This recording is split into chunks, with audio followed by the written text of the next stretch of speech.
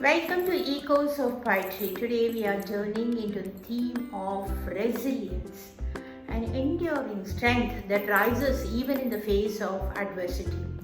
How do poets like Maya Angelou and Emily Dickinson, who lived through such vastly different circumstances, inspire us to stay strong? Today we'll find out by exploring their words that transcend time and circumstance.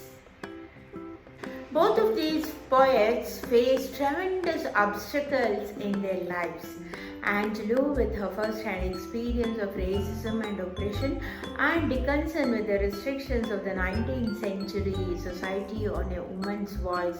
Their poetry doesn't speak of survival, but of thriving, of finding hope, meaning, and courage despite every challenge. Maya Angelou's journey was anything but easy.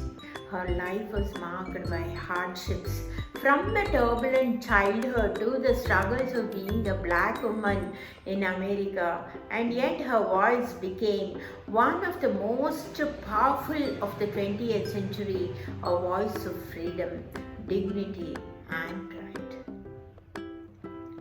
Her poem, Still I Rise, is an anthem of defiance, an unbreakable declaration of self-worth. I even love her poem, Phenomenal Woman. She says, you may shoot me with your words, you may cut me with your eyes, you may kill me with your hatefulness, but still like air I'll rise. Angelou's words are a reminder that resilience isn't passive. It's a powerful choice to rise above a declaration of her humanity. Her poetry tells us that self-love, especially in the face of hatred, is itself an act of resilience. This theme of resilience is also woven into the fabric of so many classic stories. Think of To Kill a Mockingbird, where the quiet but unyielding fight for justice mirrors Angelou's call for self-respect and strength. Like Atticus Finch, Angelou uses words to break down barriers and rebuild self-worth, showcasing the quiet heroism of everyday courage. Emily Dickinson's resilience came from within.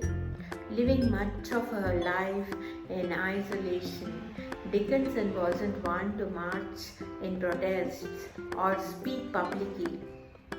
But her words created a sanctuary, a place where vulnerability and strength could coexist. In her poem, Hope is a thing with feathers, Dickenson writes, hope is a thing with feathers that perches in the soul. For Dickenson, resilience is not a battle cry.